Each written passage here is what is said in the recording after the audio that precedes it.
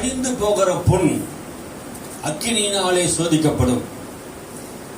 அதை பார்க்கலும் அதிக வெளியேறு பெற்றதா இருக்கிற உங்கள் விசுவாசம் சோதிக்கப்பட்டு இயேசு கிறிஸ்து வெளிப்படும் போது உங்களுக்கு புகழ்ச்சியும் கனமும் மகிமையும் உண்டாக்கும்.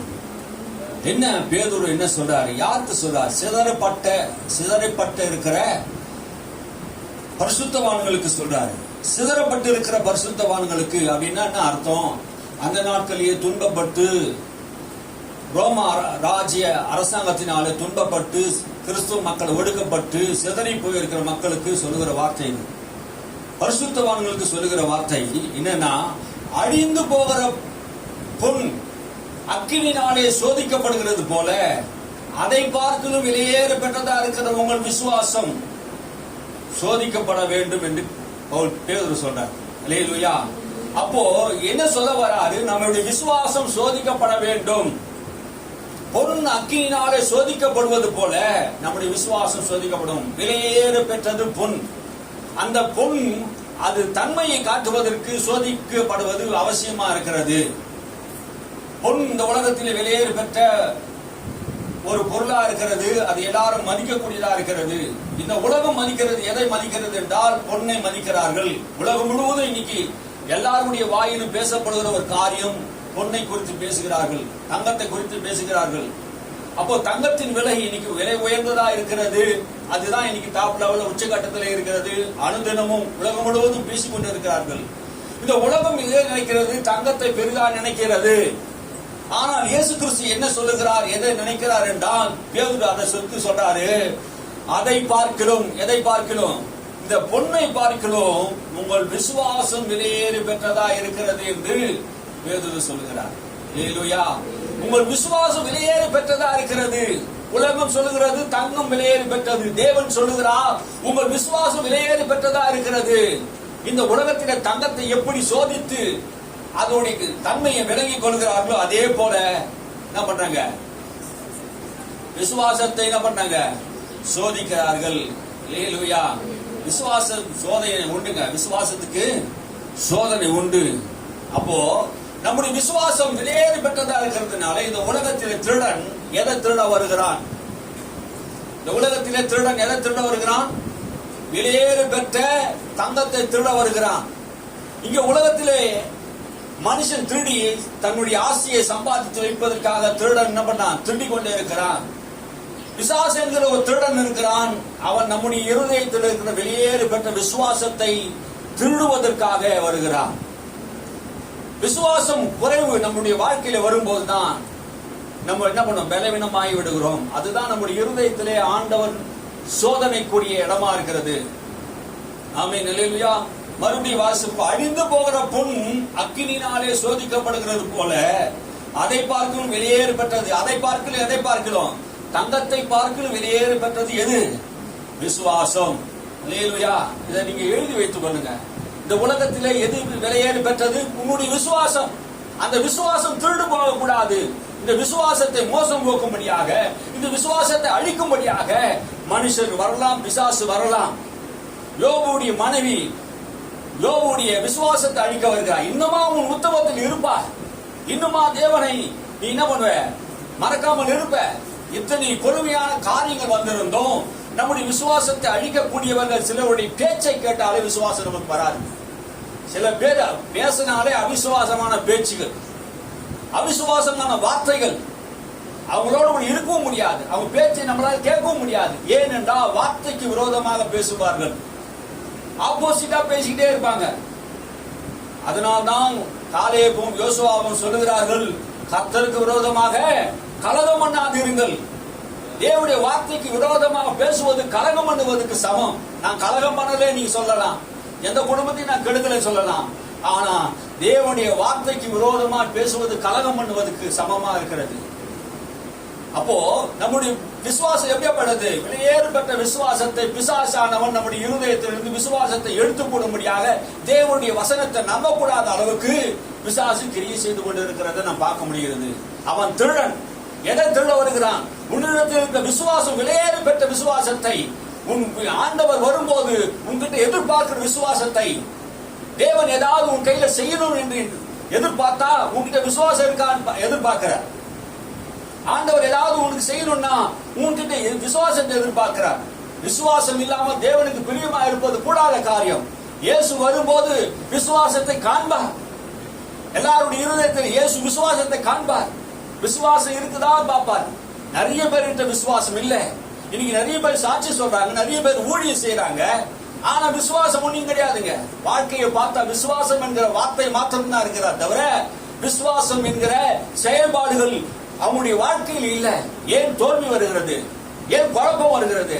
ஏன் அவர்கள் இன்னும் கீழ்த்தரமான வாழ்க்கையை வாழ்ந்து கொண்டு இருக்கிறார்கள்? விசுவாசம் இல்லை. தேவனை பற்றின சரியான விசுவாசம். அந்த விசுவாசத்தை பிசாசு அநேகருடைய இருதயத்தில் இன்னைக்கு கிறிஸ்துவ மக்களுடைய இருதயத்திலிருந்து திருடி கொண்டு போகிறான். அவன் திருடனா இருக்கிறான் என்று வேதம் சொல்லுகிறது.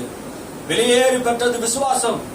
தங்கத்தை எப்படி திருடன் திருடுகிறானோ அதே போல உங்களுடைய இருதயத்திலே அந்த விசுவாசத்தை செயல்படக்கூடாதபடிக்கு அவன் திருடுகிறான். விசுவாசத்தை கெடுத்து போடுகிறான். வெளியேறி பெற்ற விசுவாசம், அந்த விசுவாசம் நமக்கு என்ன பண்ணும்? நம்பிக்கை கொடுக்கிறது. அது மாத்திரமல்ல, அது சோதிக்கப்படுகிறது. உன் விசுவாசம் சோதிக்கப்படுகிறது. தங்கம் எப்படி சோதிக்கப்படுகிறதோ அதே போல உன் விசுவாசமும் சோதிக்கப்படுகிறது. ஏன் சோதிக்கப்படுகிறது? இயேசு கிறிஸ்து வரும்போது உங்களுக்கு புகழ்ச்சியும் கனமும் மகிமையும் உண்டாகும்படியாக. ஆமென், அல்லேலூயா. அப்போ இந்த பொண்ணுடைய தன்மையை நாம் பார்க்கணும். அது தன்மை என்ன? பொண்ணு அழிந்து போகக்கூடியது. வேதம் சொல்றார் பொண்ணு அழிந்து போகக்கூடியது. ஆனா விசுவாசம் ஒரு நாளும் அழியாதது. அல்லேலூயா. அது அழிந்து போகிற விசுவாசம் அல்ல. அவர் இயேசு கிறிஸ்து மரித்தொழுது எழுப்பினதினாலே அழிவுள்ளதாகியது மாசற்றதும் வாடாதமாக சுதந்திரத்துக்கு எதுவாக ஜீவன் உள்ள நம்பிக்கை உண்டாகும்படி மிகுந்த இரக்கத்தையும் நம்பிக்கையும் மறுஜன்மத்தை ஆண்டவர் நமக்கு கொடுக்கிறார். அல்லேலூயா. அப்போ என்ன கொடுக்குது? விசுவாசம் என்ன கொடுக்குது? நம்பிக்கையை கொடுக்கக்கூடியதா இருக்கிறது நம்முடைய வாழ்க்கையில. அப்போ தங்கம் சோதிக்கப்படுகிறது. எத்தனை டிகிரில தம்மா சோதிக்கப்படுகிறது? 1000 செல்சியஸ் டிகிரியில சோதிக்கப்படுகிறது. அப்போ சோதனை எதுக்கு வருது? தங்கத்துக்கு சோதனை வருது. ஏன்? அந்த தங்கம் தானே அப்படியே வச்சுக்கலாமே? கிடையாது, தங்கத்தை அப்படியே வச்சுக்க முடியாது. அப்போ தங்கத்துக்கு எப்படி சோதனை வருவதோ 1000 டிகிரி சோதனை செல்சியஸ்ல தான் அது என்ன பண்ணும்? உருகி கழிவுகளை வெளியேற்றப்படும், மண்ணு வெளியேற்றப்படும், ஈயத்தை வெளியேற்றப்படும், செப்பு தகடுகள் இருந்தால் அதுவும் என்ன பண்ண வெளியேற்றப்படும். ஒண்ணு தனியா பிரித்தெடுக்க அக்கினி உதவுகிறது போல விசுவாசத்தை சோதிப்பதற்கு ஆண்டவர் நம்முடைய இருதயத்தை என்ன பண்ற? சில நேரத்தில் வாழ்க்கை என்கிற சில காரியங்கள் வரும். அப்போ விசுவாசத்தை எப்ப நம்ம பார்க்க முடியும்? துன்ப வேளையில, வியாதி நேரத்தில், விளையிடப்பட்டு போகிற நேரத்தில் நம்ம விசுவாசத்தை பார்க்கிற. பணம் பற்றாக்குறை நேரத்தில், நெருக்கடியான காலத்தில் நம்முடைய விசுவாசம் எப்படி இருக்குது என்று பார்ப்பாரு. அப்பதான் விசுவாசம் என்ன பண்ணுது? சோதிக்கப்படுகிறது. தங்கம் அக்கினினால் சோதிக்கப்படுகிறது போல நம்முடைய இருதயத்திலே நம்முடைய வாழ்க்கையிலே நடக்கிற காரியங்களை சோதனை நமக்கு வருது. சோதனை சகிக்கிற மனுஷன் பாக்கியவான். அப்போ தங்கத்துக்கு எப்படி சோதனை இருக்குதோ அதே போல மனுஷனுக்கு சோதனை இருக்கு. அது எப்படி? அங்க நெருப்பு, இங்கே பிரச்சனைகள், போராட்டங்கள், பண பிரச்சனைகள், மன கஷ்டங்கள், இதெல்லாம் நமக்கு என்ன பண்ணுது? சோதனைகளாக இருக்கிறது. அப்ப அந்த சோதனையை நம் விசுவாசத்தை நம்முடைய இருதயத்தை ஆண்டவர் பார்க்கிறார். மதிப்பு, தங்கத்தின் மதிப்பு இன்னைக்கு விலையேறி பெற்றதா இருக்கிறது. அதை பார்க்கணும் அதிக விலையேறி பெற்றது விசுவாசமா இருக்கிறது. முடிவு என்ன? அந்த தங்கம் சுத்திகரிக்கப்பட்ட பின்பு என்ன நடக்குது? ஷோரூம்ல வைக்கப்படுது. ஷோரூம்ல வைக்கப்படுதா? தங்கம் சுத்திகரிக்கப்படாம தங்கத்தை என்ன பண்ண மாட்டாங்க? கொண்டு வர மாட்டாங்க. அதுதான் 916 போடுறாங்க. அப்போ அது தங்கத்தை 7 முறை சுத்திகரிக்கப்படுறாங்க. உப்பேரியும் தங்கம் பைபிள் இருக்குது பாருங்க, சுத்தமான தங்கம். அது போல ஆண்டவர் நம்மை சுத்தம் பண்ணும் போது நம்முடைய ஆவியிலே, ஆத்மாவிலே, சரீரத்திலே காணப்படுகிற எல்லா அசுசியமான காரியங்களையும் நம்ம விட்டு நீக்கப்படுகிற ஒரு சோதனை நம்முடைய இருதயத்தில் நடக்கிறது. விசுவாச பரீட்சை நமக்கு நடக்கிறது. நம்முடைய வாழ்க்கையை பரீட்சை என்கிற விசுவாச சோதனை என்கிற பரீட்சையிலே நாம் வாழ்ந்து கொண்டு இருக்கிறோம். எதற்காக? இயேசு கிறிஸ்து வரும்போது அழுக்கோடு அந்த களிமண்ணோடு கூட நம்ம இருக்கக்கூடாது. அல்லேலூயா. வெளியேறி பெற்ற விசுவாசம் நமக்கு சோதிக்கப்படுகிறது போல, அப்போ தங்கம் சோதிக்கப்படுகிறது போல நம்முடைய இருதயம் என்ன பண்ணுது? இன்னைக்கு சோதிக்கப்படுகிறது. ஆனா இயேசு வரும்போது என்ன நடக்குது? கனமும் மகிமையும் புகழ்ச்சியும் அவரால் உண்டாகும். கடைசியில் அந்த தங்கத்தை முடிவு என்ன? ஒரு ஷோரூம்ல போட்டு அதனுடைய மதிப்பு போடுறாங்க. ஆனா ஒரு விசுவாசிகளுடைய நிலைமை என்ன? இயேசு வரும்போது அவங்களுடைய மதிப்பு எங்க போகுது? எங்க போகுது? கனமும் மகிமையும் உண்டாகிறது. அல்லேலூயா. நம்முடைய வாழ்க்கையில சுத்திகரிப்பு உண்டாகணும். நிறைய கலப்படங்கள் நம்முடைய வாழ்க்கையில் இருக்குதுங்க. அந்த பொண்ணுல மண்ணும் ஈயமும் பித்தளையும் இருக்குது. அந்த பித்தளையில இருக்கிற அந்த தங்கத்துல இருக்கிற எல்லாத்தையும் என்ன பண்ணணுமா? நெருப்பு போட்டு சோதிக்கப்பட்டு கொதிநிலையை உண்டாக்கி அதை என்ன பண்ணணும்? பிரித்தெடுக்கிறது போல விசுவாசம் நம்முடைய வாழ்க்கையில் இருக்கும்போது நமக்குள்ளே நிறைய விசுவாசம் இருக்குது. ஆனா சோதனை வரும்போது சந்தேகம் வருதா? வருது. உலக ஆசை வருதா? வருது. பெருமை இருக்குதா? இருக்குது. அகங்காரம் இருக்குதா? இருக்குது. கோபம் இருக்குதா? இருக்குது. பொய் பேச்சு இருக்குதா? இருக்குது. சிந்தையில் தவறான எண்ணங்கள் இருக்குதா? இருக்குது. அப்போ இதெல்லாம் ஆண்டவர் என்ன பண்ணாரு? சோதித்து என்ன பண்ணாரு? சுத்திகரித்து. அல்லேலூயா. தங்கத்தை சுத்திகரித்தது போல உனக்கு விசுவாசத்தை கொடுத்து என்ன பண்ணாரு? சோதனை நேரத்தில் உன்னை தேவன் என்ன பண்ணாரு? சுத்திகரிப்பார். அல்லேலூயா. அந்த சுத்திகரிப்பு தன்மை தான் ஆண்டவர் நமக்கு உண்டாக்குறார். யோபு இதை குறித்து என்ன சொல்றாரு? 23:10. யோபு 23:10 சொல்லுகிறது. நீங்கள் வாசித்து பாருங்கள். 23:10. அவர் என்னை சோதித்த பின்பு நான் பொன்னாக விளங்குவேன். அவர் என்னை சோதித்த பின்பு நான் பொன்னாக விளங்குவேன். வாசிங்கிறியா? வாசிங்க. ஆனாலும் நான் போகும் வழியை அவர் அறிவார். நான் போற வழியை அவர் அறிவார். அவர் என்னை சோதித்த பின் நான் பொன்னாக விளங்குவேன். அவர் என்ன சோதித்த பின் நான் பொன்னாக என்ன பண்ணுவேன்? விளங்குவேன். யோபுக்கு புரிந்து விட்டது. தேவன் நம்மை சோதிக்கிறவர் என்பதை அவர் புரிந்து கொண்டார். எப்படி சோதிக்கிறார்? யாக்கோபை குறித்து சொன்னார். அவர் பொல்லாங்கினாலே அவர் சோதிக்கிறவர் அல்ல. அப்ப எப்படி சோதிக்கிறார்? நம்முடைய விசுவாசத்தை அறிந்து கொள்ளும்படியாக, நம்முடைய வாழ்க்கையை சரிப்படுத்தும்படியாக நமக்கு சோதனை வருகிறது. யோபு சொல்லுகிறார், அவர் என்னை சோதித்த பின்பு நான் பொன்னாக விளங்குவேன். அல்லேலூயா. ஒரு தட்டான், அந்த தட்டான் அந்த உண்மையான தங்கம் தானா, இது கலப்படம் இருக்குதா என்பதை அவன் சோதித்து பார்க்கிறான். அதே போல நம்முடைய ஆண்டவராக இயேசு கிறிஸ்து நம்மை சோதித்தருகிறார். நம்முடைய உள்ளம் எப்படி இருக்கிறது, சிந்தை எப்படி இருக்கிறது என்பதை விசுவாசத்தின் மூலமாக நாம் என்ன பண்றாரு? சோதித்து அறிகிறார். அல்லேலூயா. அல்லேலூயா. நமக்கு சோதனை வரும்போது வேதனையும் வரும், கஷ்டங்கள் வரும். அந்த நிலையில முடிவு வரைந்து நிலைத்து நிற்கிறவனே ரட்சிக்கப்படுவான். நிறைய பேர் என்ன பண்ணாங்க? சோதனை நேரத்தில் கஷ்டமான சூழ்நிலையிலே தேவனை விட்டு ஓடிடுவான். பிரச்சனை வரும்போது தேவனை விட்டு ஓடிடுவான். அப்பதான் உன் இருதயம் தேவன் மேல இருக்கிறதா? நம்ம ஆண்டவரை உண்மையா நம்ம நேசிக்கிறோமா?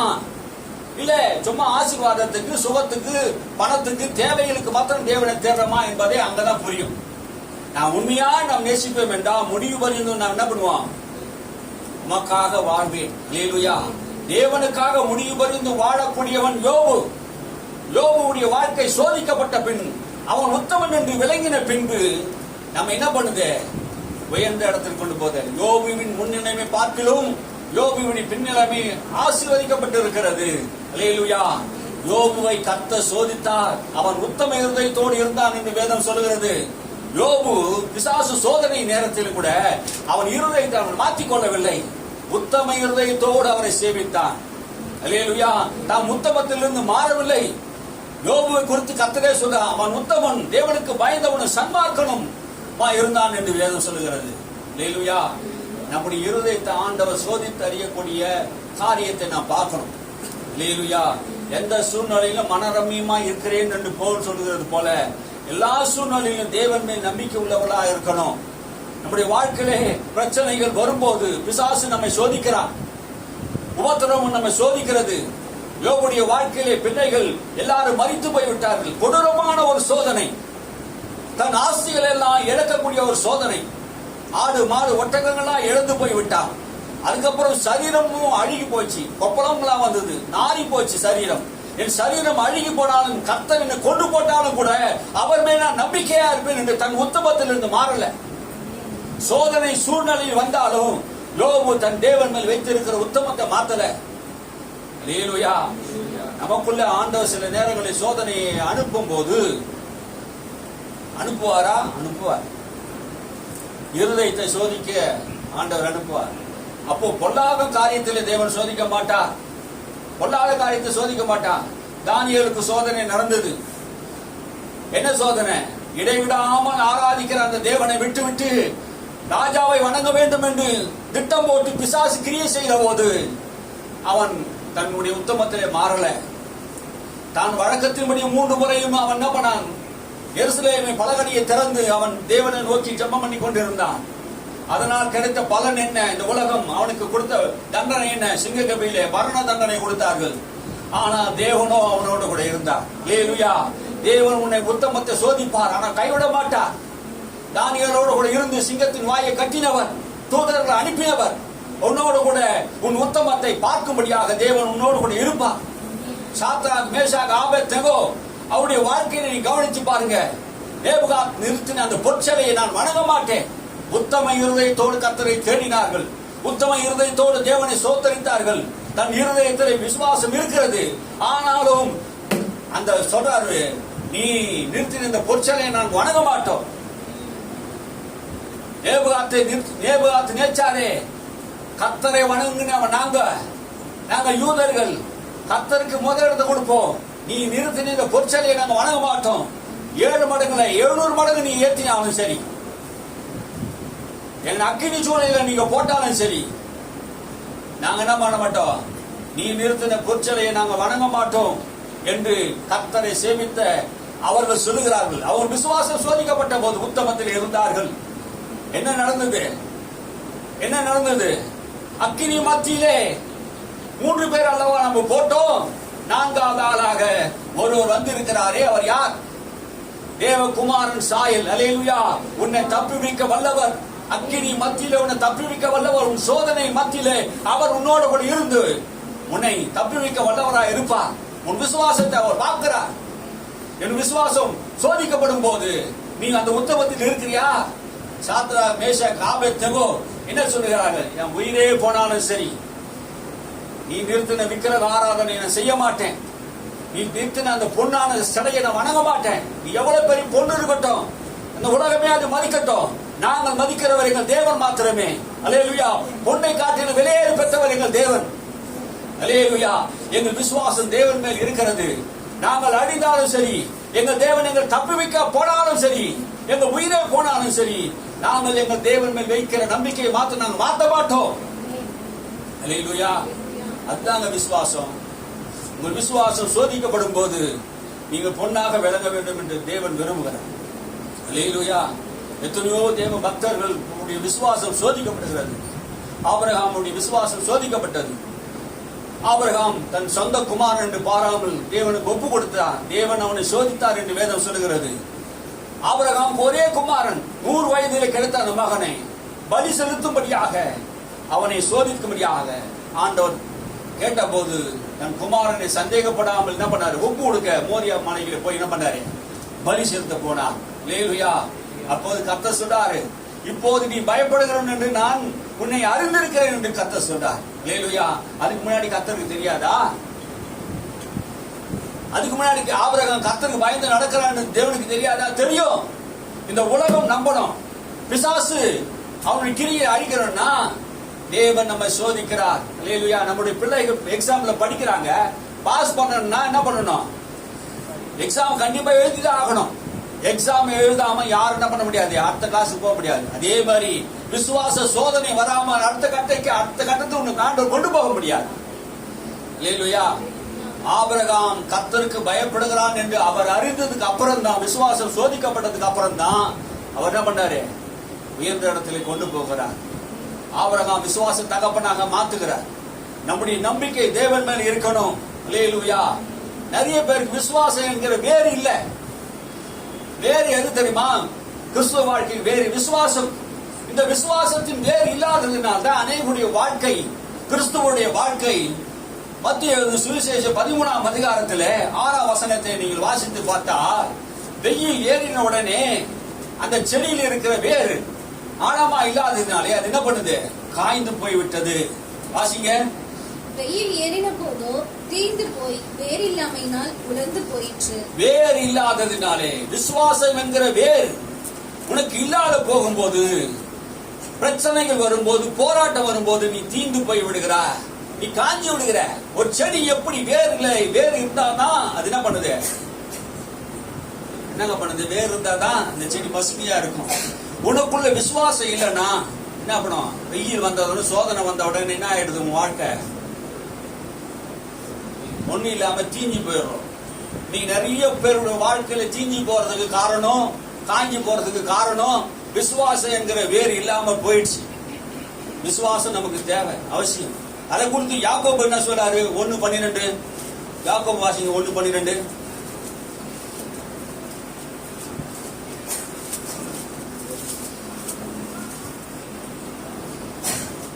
சோதனை சகிக்கிற மனுஷன் பாக்கியவான். சோதனை சகிக்கிற மனுஷன் என்ன பண்ணுவான்? பாக்கியவானா. அவன் உத்தமன் என்று விளங்கின பின்பு கர்த்தர் தம்மிடத்தில் அன்பு கூறுகிறவர்களுக்கு வாக்குத்தத்தம் பண்ணின ஜீவக்கிரீடத்தை பெறுவான். நீ உத்தமன் என்று விளங்கின பின்பு உனக்கு வாக்குத்தத்தம் பண்ணின ஜீவக்கிரீடத்தை தருவாராம். அல்லேலூயா. எவ்வளவு பெரிய விஷயத்தை சொல்றாரு பாருங்க. அப்போ சோதனை சகிக்கிற மனுஷன், சோதனை என்றால் நம்முடைய வாழ்க்கையில வருகிற பிரச்சனைகள், போராட்டம், இதெல்லாம் நம்ம சகிக்கக்கூடிய தன்மை நமக்கு வேணும். ஆமென், அல்லேலூயா. இது வருதானா? ஒவ்வொரு நாளும் நமக்கு வருதுன்னு தானே இருக்குதுங்க. வராத நாள் ஏதாவது இருக்குதா? இல்ல. கிறிஸ்துவ வாழ்க்கைன்னா நல்லா சந்தோஷமான வாழ்க்கை, பெருமையான வாழ்க்கை மாத்திரம் அல்ல, பாடுகளை சகிக்கக்கூடிய வாழ்க்கை இருக்குது. அது என்ன பண்ணுது? பொறுமையை உண்டாக்குதான், சகிப்பு தன்மை உண்டாக்குது. ஏன்? நம்ம எப்படி சுத்தமாக்குறார் இருதயத்தை? பொறுமை என்கிற இருதயத்தை தருகிறார். இன்னைக்கு நிறைய பேருடைய இருதயத்தில் பொறுமை இல்லை. அந்த பொறுமையை தரார், உத்தமத்தை விளக்கப்படுகிறார். சோதனை சகிக்கிற மனுஷன் பாக்கியவான். இயேசு சோதனை எல்லாம் சகித்தார். சிலுவை என்கிற பெரிய சோதனையை சகிச்சார். பரிசேயை சதுசேயர் சோதனையை சகிச்சார். பிசாசுடைய சோதனை எல்லாம் சகிச்சார். அவமானப்படுத்தினார்கள், ஒரு குற்றமும் செய்யல, ஒரு பாவமும் செய்யல, எல்லா சோதனையும் அவர் சகிச்சார். சிலுவையில் அறையப்பட்டார், அவமானப்படுத்தப்பட்டார், கன்னத்தில் அறையப்பட்டார். தனக்கு முன்பாக வைக்கிற அந்த சிலுவையை அவமான சின்னமாக எண்ணாமல், இதுக்கு பின்னாடி உலகத்திலே பெரிய வெற்றி உண்டு, இந்த சிலுவை நான் சுமப்பதின் மூலமாக, இந்த சிலுவை மரணத்தின் மூலமாக உலகத்தையே நான் ரட்சிப்புக்குள் கொண்டு வர போகிறேன். என்னுடைய ரத்தம், இயேசு கிறிஸ்துவுடைய ரத்தம் சகல பாவங்களை கழுவி மக்களை பிதாவிடத்திலே கொண்டு வருவது சேர்ப்பதற்கு என்னுடைய ரத்தம் பரிசுத்த ரத்தம் நான் சிந்துகிறேன் என்று அந்த சகிப்பு தன்மை அவருக்கு இருந்தது. அல்லேலூயா. இந்த உலகத்தில் எவ்வளவு அவமானங்களை அவர் சகித்தார். படைக்கப்பட்ட மனுஷன் அவர் கன்னத்தில் அறைகிறான், எட்டி உதைக்கிறான், வீட்டியால குத்துகிறான், தாடி மயில பிடித்து இழுக்கிறான், நீ தீர்க்கதரிசியா சொல்லுன்றான், அவமானப்படுத்துகிறார்கள். நீ ஒரு விபச்சாரத்துக்கு பிறந்தவன் என்று சொல்லுகிறார்கள் இயேசுவை பார்த்து. எப்படி இயேசுவை அவமானப்படுத்த முடியுமோ அவ்வளவு அவமானத்தை படுத்தினார்கள். சிலுவை மரண பரியந்தம் தன்னை தாழ்த்தினார். அவ்வளவு சோதனையை இயேசு சகித்தார். சகிக்கிற மனுஷன் பாக்கியவான். அவன் உத்தமன் என்று விலகின பின்பு கர்த்தர் தம்மிடத்தில் அன்பு கூறுவர்களுக்கு வாக்குத்தத்தம் பண்ணின ஜீவக்கிரீடத்தை பெறுவான். நீ உத்தமன் என்று விலகின போது ஆண்டவர் உனக்கு பலன் தர வரப்போகிறார். இயேசு வரும்போது என்ன வருவார்? எதை கொண்டு வருவார்? அவனுடைய கிரிகைக்கு தக்கதான பலன், உன் விசுவாசத்தின் அளவுக்கு தான பலனை கர்த்தர் கொண்டு வருவார். உனக்கு ஜீவக்கிரீடத்தை கொடுக்கும்படியாக, நீ வெற்றியாளனா மாறும்படியாக சோதனை வருகிறது. நாம் சோதனை இல்லாமல் வெற்றி பெற முடியாது. நான் நிறைய வேளையில் நம்முடைய வாழ்க்கையில் சோதனை வருகிறது என்றால் காரணம் என்ன? நம்ம அடுத்த நிலைக்கு கொண்டு போகிறது. அந்த சோதனையில விழுந்து கிடப்பதற்காக தேவன் உன்னை அந்த சோதனையை வைக்கவில்லை. அந்த சோதனையை சாதனையா மாற்றுவதற்காக, அந்த வேதனை எல்லாம் உன்னை விட்டு மாற்றுவதற்காக, பெரிய வெற்றியை தருவதற்காக தேவன் உன்னை வைத்திருக்கிறார். அல்லேலூயா. கருப்பா இருக்கிறது எனக்கு சோதனை தான். ஆனா ஃபேர் அண்ட் லவ்லி விற்கிறவனுக்கு அது காசு, துட்டு. நமக்கு சோதனையா அது கருப்பா இருக்கிறமே அப்படின்ட்டு. நான் சின்ன வயசுல இருந்து ஃபேர் அண்ட் லவ்லி பண்ணேன். 7 வாரத்துல என்ன பண்ணுவோம், செகப்பாயிட்டு சொல்லி நம்பி போட்டுன்னு இன்ன வரைக்கும். ஆனா செகப்பானது கிடையாது. போய் இந்த உலகத்தில் நம்ம என்ன பண்றோம்? இன்ன வரைக்கும் நான் ஃபேர் அண்ட் லவ்லி போறோம் தான். ஆனா என்ன பண்ணது இல்லை, இன்ன வரைக்கும் வெளுப்பானது கிடையாது. நம்முடைய வாழ்க்கையில் நிறைய சோதனை வருது. ஆனா அந்த சோதனை மத்தியில கூட நம்ம என்ன பண்ணணும், மற்றவங்க அது சாதனையா மாறுது பாருங்க. இது சும்மா ஒரு கிண்டலுக்கு சொல்றேன். ஆமே, நம்ம சத்தியத்தை சொல்றது. சில பேர் கவனம் சரியா என்ன பண்ணல, கவனம் போவதில்லை. அதுக்காக என்ன பண்றேன், உங்களை அந்த திருப்புவதற்காக, கவனம் திரும்பாத இருக்கிறதுக்காக கொண்டு வருகிறேன். அல்லேலூயா. தமிழத்தை அன்பு கூறுவதற்கு வாக்குத்தத்தம் பண்ணின ஜீவனிடத்தை பெறுவான். அல்லேலூயா. நீங்க தேவனிடத்தை அன்பு கூர்ந்தா கடைசியில் என்ன பண்ணுவோம்? உத்தமன் விளங்கின பின்பு ஜீவனிடத்தை பெறுவான். கனத்தையும் மகிமையும் அறியாமையும் பெற்றுக் கொள்கிறான் இயேசு கிறிஸ்து வரும்போது. அதுதான் சொல்லுது, உங்களுக்கு விலையேறப்பட்ட விசுவாசம் சோதிக்கப்படும் போது கடைசியில் என்ன கிடைக்கும்? இயேசு வரும்போது, வெளிப்படும் போது ஜீவனிடம். இயேசு வரப்போகிறார். அல்லேலூயா. விசுவாசம் சோதிக்கப்பட்டு கொண்டு இருக்கிறது. கரெக்டா? விசுவாசம் திருடப்பட்டு இருக்குதா? எத்தனை பேர் விசுவாசம் இருக்குது? எத்தனை பேர் விசுவாசத்தை பிசாசு திருடி போயிட்டான்? திருடி போனதை, இழந்து போனதை எல்லாம் மீண்டும் ஆண்டவங்களுக்கு தருவார். அல்லேலூயா. மறுபடியும் வாயை திறந்து நீங்க பேச ஆரம்பிங்க. அல்லேலூயா. விசுவாசமும் நம்பிக்கையும் கர்த்தர் உங்களுக்கு தருவார். சோதிக்கப்படுகிற எவனும் நான் தேவனால் சோதிக்கப்படுகிறேன் என்று சொல்லாத இருப்பானாக. தேவன் பொல்லாங்கினால சோதிக்கிறவரும் அல்ல, ஒருவனும் அவரை சோதிக்கிறவரும் அல்ல. அவர் யார் என்ன பண்ணார்? பொல்லாங்கினால் சோதிக்கிறது அல்ல. அப்ப தேவன் சோதிக்கிறாரே. எப்படி சோதிக்கிறார்? அவர் நம்முடைய இருதயத்தை சோதிக்கிறார். தாவீது சொல்லாரு, ஆண்டவரே நான் எங்க போனாலும் நீ அங்கே இருக்கிறீர். என் இருதயத்தை சோதித்து அறிந்து என்ன பண்ண? என்னை சுத்தமாக்குங்க ஆண்டவரே. என் இருதயத்தை சோதித்து அறிய ஆண்டவரே, நான் சுத்தமாவேன். என்னை யோசப்பினால சுத்தம் பண்ணுங்க, ரத்தத்தினால சுத்தமாக்குங்க. அல்லேலூயா. தேவன் நம்முடைய இருதயத்தை சுத்தமாக்குறார். நம்ம உள்ளந்தரியங்களை சுத்தமாக்குறார். ஏன் ஆண்டவர் உள்ளத்தை சுத்தமாக்க விரும்புறார்? இங்க இருந்துதாங்க பொல்லாத காரியங்கள்லாம் வெளிப்படுது. இருதயத்து நிறைவுனால தான் நம்ம பேசுறோம். இருதயம் எப்படி இருக்குதோ அப்படியே அவன் இருக்கிறான்.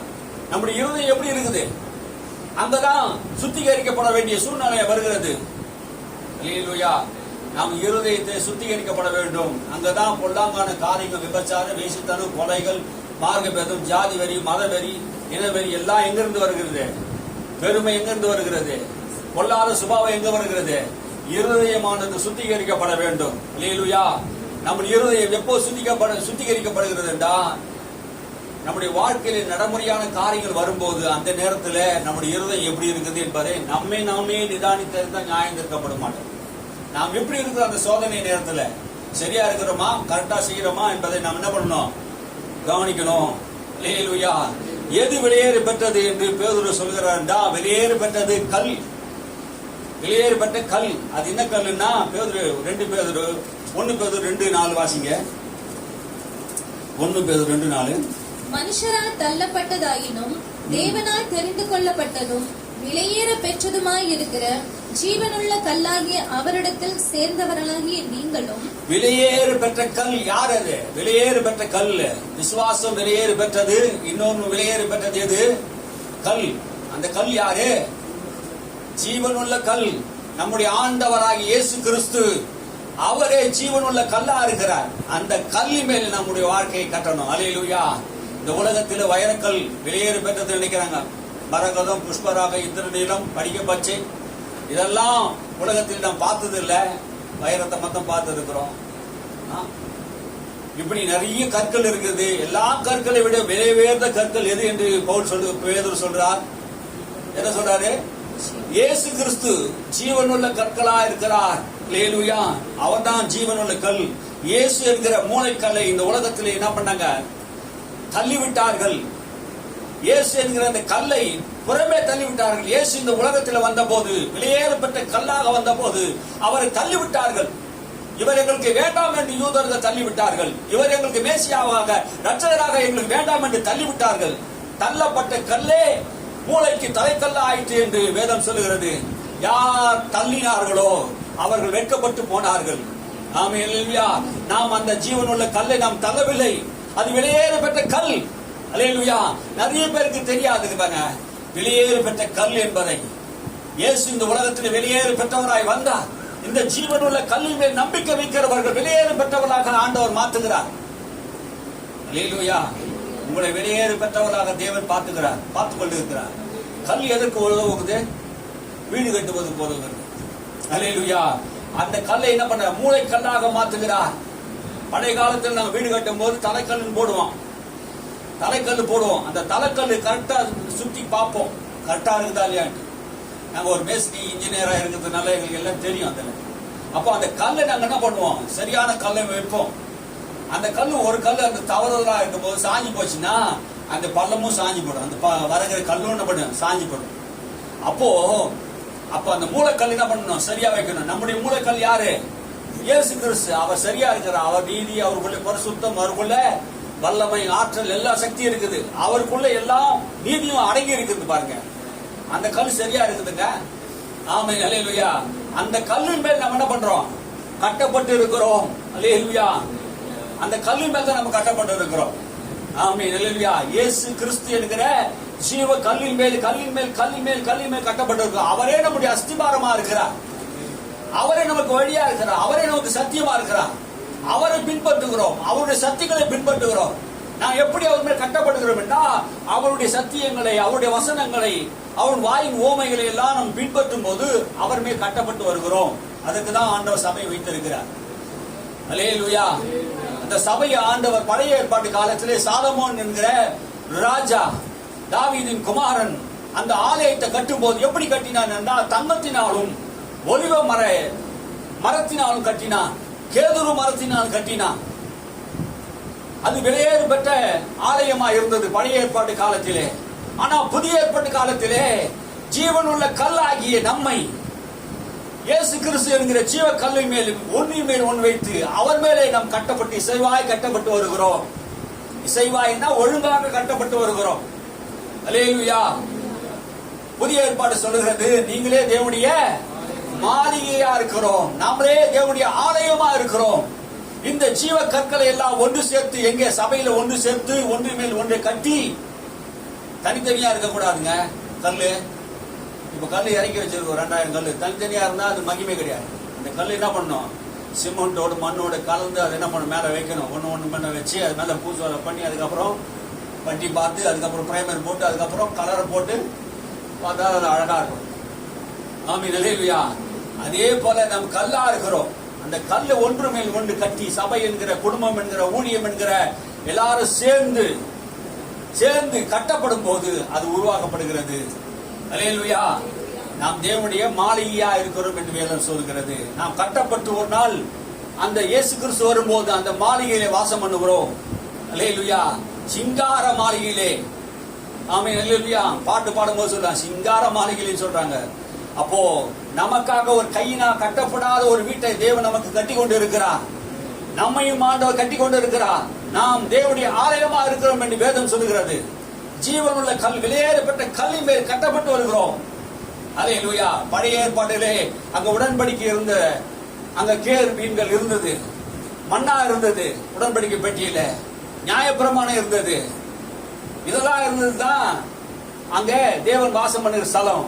இன்னைக்கு தேவன் அங்க வாசம் பண்ணல. எங்க வாசம் பண்றாரா? உனக்குள்ள எனக்குள்ள வாசம் பண்ணுகிறார். அல்லேலூயா. நம்மையே தேவ ஆலயமாக கர்த்தர் மாற்றி இருக்கிறார் என்று வேதம் சொல்லுகிறது. அல்லேலூயா. தேவன் மனுஷன் மூலமாக ஆலயத்தை கட்டி கொண்டு இருக்கிறார்.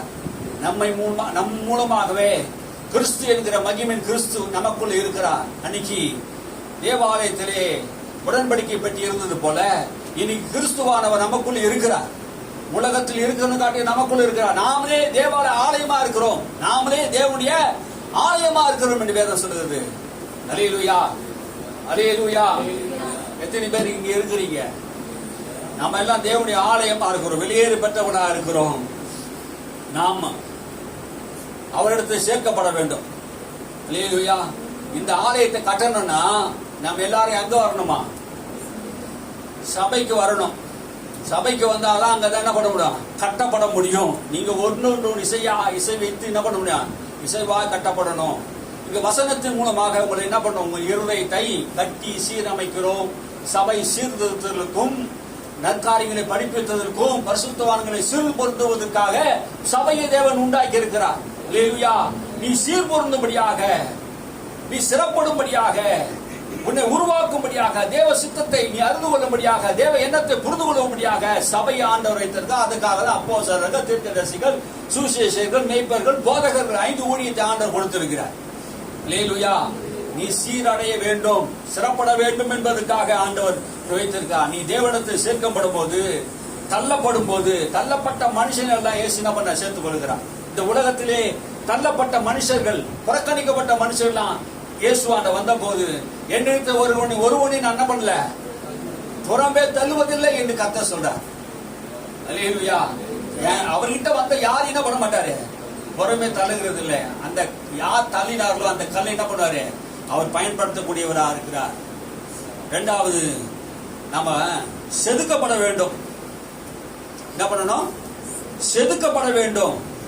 ஒரு கல்லை எடுத்து என்ன பண்ணணும்? அதே எப்படி இருந்தாலும் அந்த கல்லை அப்படியே தூக்கி வச்சிட முடியாது பாருங்க. அந்த நூலுக்காக வரணும்னா, வீடு பள்ளம் இருந்ததுன்னா, கோணையா இருந்ததுன்னா என்ன பண்ணுவாங்க? அந்த கல்லை சுத்தில அடிச்சு செதுக்குவாங்க. நாங்கள் அந்த காலத்தில் அப்படிதான் என்ன பண்ணுவோம், கருங்கல் பேஸ்ட் போடும்போது சரி வரலன்னா தட்டி என்ன பண்ணுவோம், சரி பண்ணி நாங்கள் எங்க ஒழுங்குக்கு வைப்போம். அப்போ தேவன் சபையிலே சரியில்லாத பகுதியில் என்ன பண்றாரு? இங்க எல்லாத்தையும் சரி பண்ணி என்ன பண்ண, செதுக்கப்பட வேண்டும். நம்முடைய இருதயம், நம்முடைய மனசாட்சி, நம்ம சிந்தையில் இருக்கிற காரியங்கள் எல்லாத்தையும் செதுக்கப்படணும். எதெல்லாம் சரியில்லாத இருக்கிறதோ அதெல்லாம் என்ன பண்ணணும்?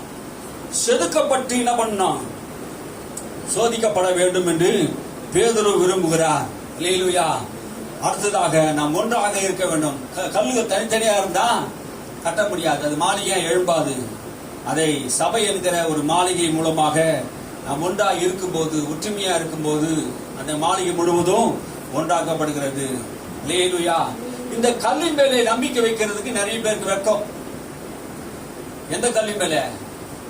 கிறிஸ்து என்கிற மூளைக்கல்லை நம்புவதற்கு, வெளியேறப்பட்ட கல்லை நம்புவதற்கு மக்களுக்கு வெளியேறப்பட்ட இயேசுவை நம்புவதற்கு கஷ்டம்.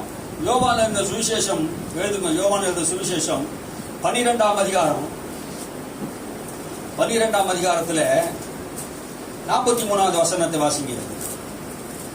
அவர்கள் தேவனால் வருகிற மகிமையிலும் மனுஷரால் வருகிற மகிமையை அதிகமாக விரும்பினார்கள். 12:43 தானே? மறுபடியும் வாசிங்க. அவர்கள் தேவனால் வருகிற மகிமையிலும் மனுஷரால் வருகிற மகிமையை அதிகமாய் விரும்பினார்கள். அவர்கள் என்று சொல்றாங்க. மேல உள்ள வசனத்தை வாசிங்க. அவர்கள்னா யாரு? ஆகிலும் அதிகாரிகளும் அநேகர் அவரிடத்தில் விசுவாசம் வைத்தார்கள். அப்படி இருந்தும் ஜெப ஆலயத்துக்கு புறம்பாக்கப்படாதபடி பரிசேயர் நிமித்தம் அதை அறிக்கை பண்ணாதிருந்தார்கள். எதை அறிக்கை பண்ணாதிருந்தார்கள் அப்படின்னு நம்ம கேள்வி கேட்கணும். ஆமீன். அல்லேலூயா. இந்த வசனத்தை நான் சொல்ற வேலைக்கு சொல்றேன். அதிகாரிகளும் அநேகர் அவரிடத்தில் விசுவாசம் வைத்தார்கள். இயேசு இடத்தில் அநேகர் விசுவாசம் வைத்தார்கள். யாருன்னா, அன்னைக்கு இருந்த சனகரிப்பு சங்கத்தில் இருந்த பெரிய பெரிய ஆளுநர்கள், பெரிய பெரிய அதிகாரிகள். இயேசுவை கடவுள் என்று தெரியுது. ஆனா என்ன நடந்தது தெரியுமா? என்ன நடந்தது? ஏன் மனுஷன் கொடுக்கிற மகிமையை அவர்கள் விரும்பினார்கள்னா, அன்னைக்கு சனகரிப்பு சங்கத்தில் இருப்பது ஒரு பெரிய மதிப்பு. அங்க பேர் இருக்குது, பட்டம் இருக்குது, சம்பளம் இருக்குது, மகிமையான ஒரு இடத்துல அவங்க இருக்கிறாங்க. இப்போ அந்த சனகரிப்பு சங்கத்தில் இவ்வளவு படிப்பறிவு உள்ளவர்கள், பதவியில் இருந்தவர்கள், இந்த பதவி ஆசை, பண ஆசை இவருக்குள் இருந்ததுன்னா தான் என்ன பண்ணாங்க? கீழ் உள்ள வசந்த வாசிங்க. அவர்கள் தேவனால் வருகிற மகிமையினாலும் மனுஷரால் வர மகிமையை அதிகமா விரும்பினார்கள். அப்படின்னா என்ன சொல்ல வர்றாருன்னா யோவானே, தேவனால் வருகிற மகிமையை காட்டிலும் மனுஷரால் வருகிற மகிமைக்காக என்ன பண்ணாங்க? அவரை அறிக்கை பண்ணாது இருந்தார்கள். என்ன வசனம் சொல்லுது பாருங்க. அப்போ தேவனால் வருகிற மகிமை என்ன? அழிவில்லாத கிரீடம், கனம், மகிமை, நித்திய சுதந்திரம், இதெல்லாம் தேவனால் வருகிற மகிமை. அவர்கள் இந்த உலகத்தோடு கூட முடிச்சுக்கொள்ளலாம் பாக்குறாங்க. அதனால தான் என்ன பண்ண, தேவனால் வருகிற மகிமை அவங்கள ஏற்றுக்கொள்ளல. நிறைய பேருக்கு பிரச்சனை என்ன தெரியுமா? இயேசு கடவுள் என்று தெரியும், ஆண்டவர் என்று தெரியும். ஆனா இன்னைக்கு அவங்க வர முடியாது இருக்கிற ஒரு தடை என்ன தெரியுமா? பெரிய தடை ஜாதி. இந்த ஜாதி பிசாசு தான் இன்னைக்கு என்ன பண்ணுது? அவங்கள தேவனிடத்துல வரக்கூடாதபடி, கடவுள்னு தெரியும், ஆண்டவர்னு தெரியும், ஆனா தன் மதத்தில் இருந்து போய்விட்டா என் இன மக்கள் எல்லாம், என் ஜாதிக்காரர் எல்லாம், என் சொந்தக்காரர் எல்லாம் சம்பந்தம் வைக்க மாட்டானே, என்னை கேவலமா நினைப்பானே என்றுதான் இன்னைக்கு பண்றாங்க. அவங்களுக்குள்ள இருக்குது பாருங்க. அன்னைக்கு யூத தலைவர்களுக்குள்ள இருந்த அதே மனப்பான்மை இன்னைக்கும் நிறைய மக்களுடைய மனப்பான்மையில் இருக்கிறது. ஜாதியை விட்டு கொடுக்க முடியல. இதெல்லாம் அவங்களுக்கு கொண்டு போவதில்லை பரலோகம். மனுஷரால் வருகிற மகிமை, எனக்கு தலை கட்ட மாட்டாங்க, எனக்கு முதலிடம் கொடுக்க மாட்டாங்க, என்னை சேர்த்துக்க மாட்டாங்க. ஹல்லேலூயா. இந்த உலகம் உன்னை சேர்த்துக் கொள்ளலாம் பரவாயில்ல, தாய் தகப்பனும் உன்னை கைவிட்டாலும் கர்த்தர் என்னை சேர்த்துக் கொள்வார் என்று தாவீது சொன்னாரே. கர்த்தர் நம்மை சேர்த்துக் கொள்ளக்கூடிய தேவனா இருக்கிறார். ஹல்லேலூயா. நம்முடைய வாழ்க்கையில் எந்த சூழ்நிலையிலும் நாம் தள்ளப்படக்கூடாது என்று தேவன் விரும்புகிறார். ஹல்லேலூயா. ஆண்டவன் நமக்கு ஆண்டவர் சொல்லியிருக்கிற வெட்கப்படுவதில்லை. இந்த கல்வி மேலுவே விசுவாசம் வைத்து என்ன பண்ணல, வெட்கப்பட மாட்டானா? எதில் வெட்கப்பட மாட்டான்? சகல நோயை உன்னை விட்டு நான் விளக்குவேன் என்று உபாகமம் சொல்லி இருக்கிறாரே 7:15. அந்த வியாதியில உன்னை வெட்கப்பட்டு விட மாட்டார். ரோமர் 10:11 சொல்லுது, விசுவாசிக்கிறவன் வெட்கப்பட மாட்டான். யார் மேல விசுவாசம்? தேவனை விசுவாசிக்கிறவனுக்கு ஒரு நாள் என்ன பண்ணாது, வெட்கம் வராதுங்க. ஒரு நாள் நான் வெட்கப்பட்டு போயிடுன்னு நினைக்காதீங்க. உன் ஜாதிக்காரன் உன்னை வெட்கப்படுத்தலாம், மனுஷன் உன்னை வெட்கப்படுத்தலாம். அவரை விசுவாசிக்கிற உன்னை ஒரு காலம் வெட்கம் பட மாட்டேன். அல்லேலூயா. பண நெருக்கடி நேரத்துல, சூழ்நிலை நேரத்துல, பாதிப்பான நேரத்துல என்னை எல்லாரும் கைவிட்டாங்க, என்னை வெட்கப்பட விட்டுட்டாங்க. தேவனோ என்னை வெட்கப்பட விட மாட்டார். அல்லேலூயா. தேவனோ என்னை வெட்கப்பட விட மாட்டார். ஒரு காலம் என் ஜனங்கள் வெட்கப்பட்டு போவதில்லை என்று கர்த்தர் சொல்கிறார். ஒரு காலமும் என் ஜனங்கள் ஒரு காலம் வெட்கப்பட்டு போவாது. தேவனை நம்பி தேவன் மேல் விசுவாசம் வைக்கிற உன்னை ஆண்டவர் சொல்லுகிறார், ஒரு காலம் நீ வெட்கப்பட்டு போவதில்லை. அல்லேலூயா. வெளியேறப்பட்ட ஒரு கல்லாக சபையாக ஆண்டவர் உன்னை வைத்திருக்கிறார். நம்முடைய பிள்ளைகள் எப்படி இருக்கிறார்கள் தான், ஜீவனுள்ள ஒலிவ மர கண்டுகளை போல இருக்கிறார்கள். அல்லேலூயா. ஒலிவ மர கண்டுகள். நம்முடைய பிள்ளைகள் எல்லாம் எப்படி இருக்காங்க? ஒலிவ மர கண்டுகள். இந்த ஒலிவ மர கண்டுகளே அன்னைக்கு சபையில நாட்டப்பட்டவளாடுறாங்க. அந்த ஒலிவ மரத்துல தான் என்ன பண்ணாங்க, கேரு மீன்களை என்ன பண்ணாங்க, சித்தரித்து வைத்தார்கள். நம்முடைய பிள்ளைகள் எப்படி தேவ தூதர்களை போல இருப்பார்கள். ஒலிவ மரம் அழிவில்லாத ஒரு மரம், வாசனை திரவியம் கொடுக்கிற மரம், நித்தி காலமா வாழக்கூடிய ஒரு மரம். உன்னுடைய சந்ததிகள், உன்னுடைய பிள்ளைகள் அழிவில்லாதவர்களாக இருப்பார்கள். இந்த பிள்ளைகளை நாம் எப்படி வளர்க்கணும்னா, வசனத்தினாலும் ஜபத்தினாலும் நாம் செதுக்கி என்ன பண்ணணுமா, ஆலயத்தில் கொண்டு வரணும். புத்திமதியை சொல்லி என்ன பண்ண கொண்டு வரணும். இதன் மூலமாக நம்ம என்ன பண்ணுவோம், சபை வளரும். அல்லேலூயா. இன்னொருக்கு விலையேறி பெற்றது, விலையேறி பெற்ற ரத்தம். 1 பேதுரு 18 வசனம் 19 வசனம். பேதுரு எடுத்துக்கொள்ளுங்க. 2ஆம் அதிகாரம் நினைக்கிறேன். உங்கள் முன்னோர்களால் பாரம்பரியமாய் நீங்கள் அனுசரித்து வந்த வீணான நடத்தை நின்று அழிவுள்ள வஸ்துக்களாகிய வெள்ளியினாலும் பொன்னினாலும் மீட்கப்படாமல் உங்களை வெட்கப்பட விட மாட்டார். ஏன் திரும்ப வெட்கப்பட விட மாட்டாரு? உங்க முன்னோர்களால் வெள்ளினாலும் பொன்னினாலும் அடிமைப்பட்டு இருக்கிற ஜனங்களை விடுதலையாக்கினார்கள். அந்த காலத்திலே, பழைய காலத்திலே வெள்ளியும் பொன்னினாலும் கொடுத்து என்ன பண்ணுவாங்க, அடமானம் பண்ணப்பட்ட மக்கள் என்ன பண்ணுவாங்க, விடுதலை செய்வதற்காக வெள்ளியும் பொன்னையும் கொண்டு அடிமைகளை விடுதலையாக்குவாங்க. ஆனா இயேசு கிறிஸ்து உங்களை என்ன பண்ணல, வெள்ளியும் பொன்னையும் கொடுத்து உங்களை விடுதலையாக்கலையா? எதை கொடுத்து விடுதலையாக்கினாரா? வாசிங்க. உங்க முன்னோர்கள் பாரம்பரியம்படி நீங்கள் அனுசரித்து வந்த வீணான நடக்கையில் அழிவுள்ள வஸ்துக்கள் ஆகிய வெள்ளினாலும் பொன்னினாலும். அழிவுள்ள வஸ்து, வெள்ளியும் பொண்ணு ஒரு நாள் அழிஞ்சு விடும். இந்த உலகத்திலே நீ அதை பெரிய மதிப்பா எண்ணிக்கொண்டிருக்காது. வெள்ளியும் பொண்ணும் தான் என் வாழ்க்கையில பெருசா எண்ணுறீங்கள, அதை காட்டிலும் வெளியேறி பெற்ற குற்றமில்லாத மாசற்ற ஆட்டுக்குட்டியாகிய கிறிஸ்துவின் வெளியேறப்பட்ட ரத்தத்தினாலே மீட்கப்பட்டீர்கள் என்று அறிந்திருக்கிறீர்களே. அல்லேலூயா. வெளியேறி பெற்ற ரத்தத்தினாலே மீட்கப்பட்டவர் என்று அறிந்திருக்கிறீர்களே. வெளியேறி பெற்ற ரத்தம் இந்த உலகத்திலே எத்தனை கோடி கொடுத்தாலும் விலை கொடுத்து வாங்க முடியாத பரிசுத்தம் உள்ள ரத்தம், ஜீவன் உண்டாக்குற ரத்தம், நீதி உண்டாக்குற ரத்தம். அல்லேலூயா. இயேசு கிறிஸ்து ரத்தத்தினாலே நீங்கள் மீட்கப்பட்டீர்கள். இந்த ரத்தத்தினால் மீட்கப்பட்ட உனக்கு வெட்கம் கிடையாது, அவமானம் கிடையாது, தோல்வி கிடையாது. அல்லேலூயா. உன்னை பரிசுத்தமாக்கின ரத்தம், உன்னை வெற்றியாளனா மாற்றின ரத்தம், இயேசு கிறிஸ்து ரத்தம். பிசாசுகளை ஜெயித்த ரத்தம், உன் பாவத்தை போக்கக்கூடிய ரத்தம், வியாதி சாபங்களை உடைத்த ரத்தம், உன்னை நீதிமான மாற்றின ரத்தம், குற்றமில்லாத ரத்தம், ஆட்டுக்குட்டியான ரத்தம், கிறிஸ்துவின் ரத்தம் நமக்காக சிந்தப்பட்டிருக்கிறது. அல்லேலூயா. எங்கே சிந்தினா? கல்வாரி சிலுவையிலே உன்னை மீட்கும்படியாக, மீட்பின் பொருளாக தன்னைத்தானே ஜீவ பலியாக ஒப்பு கொடுத்தாரே, அதுதான் மீட்பு. என் ஜீவனை நான் கொடுக்கிறேன் என்னுடைய மகனுக்காக, என்னுடைய பிள்ளைகளுக்காக, அக்கிரமங்களுக்காக, பாவங்களுக்காக என்னை நானே ஒப்பு கொடுக்கிறேன். ஜீவ பலியாக பிதாவுக்கு ஒப்பு கொடுத்தார்.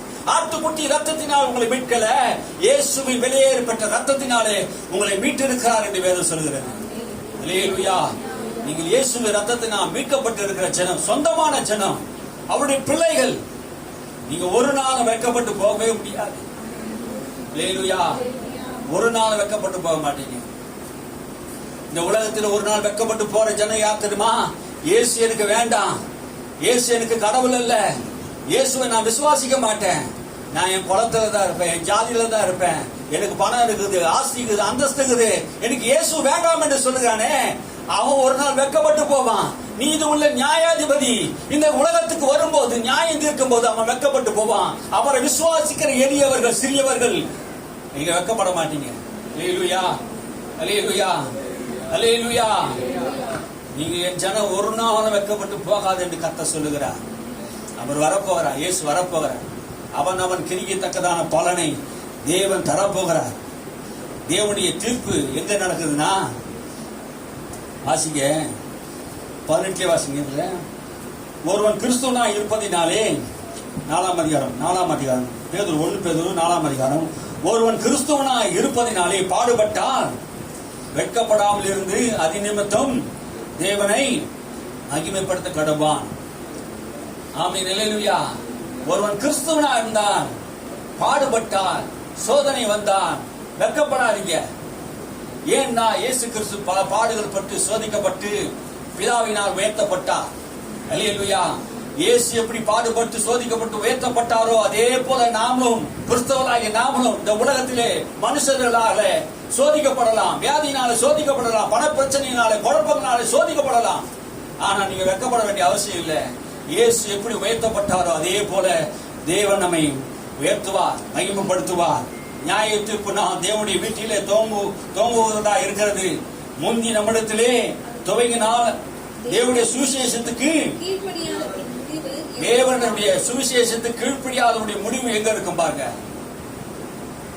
அப்போ தேவனுடைய நியாய தீர்ப்பு எங்க தொடங்குது? சபைக்கு ஆண்டவர் தொடங்குறார். அந்த சபையே ஆண்டவர் நியாயம் தீர்ப்பார் என்றால் சுவிசேஷத்துக்கு கீழ்ப்படியாதவனுடைய முடிவு என்னமா இருக்கும்? கவனிச்சு பாருங்க, நிதானிச்சு பாருங்க, வாசிங்க.